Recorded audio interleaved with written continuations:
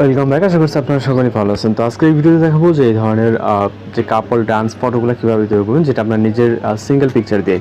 তো এর জন্য আমাদের মূলত জিমিনি অ্যাপ্লিকেশনটিকে ওপেন করতে হবে। এটি প্লে স্টোরে পেয়ে যাবেন, এখানে খুব ইজিলি এটাকে ইনস্টল করে ওপেন করতে পারবেন।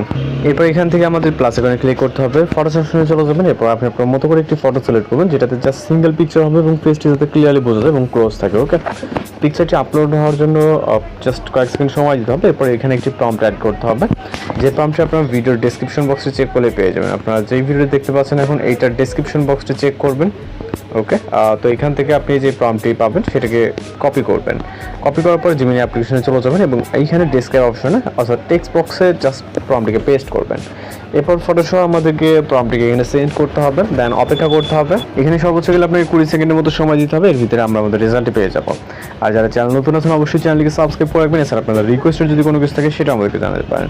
তো এখানে জাস্ট দেখতে পাচ্ছেন অসাধারণভাবে কিন্তু আমাদের একটি কাপল ডান্সিং ফটো তৈরি হয়ে গেছে। এটাকে ভিউ করবেন, এখানে লোডিং কমপ্লিট হলে আপনি ভিউ করে এখানে সেভ অপশন দেখতে পারবেন। ওকে, তো ফাইলটি আপনার ফোনে সেভ হয়ে যেত। দেন এইভাবে চাইলে আপনি আরও ফটো জেনারেট করতে পারেন, অথবা যে কোনো কারোর ছবি দিয়ে কিন্তু এই ধরনের ফটোগুলো তৈরি করে নিতে পারেন।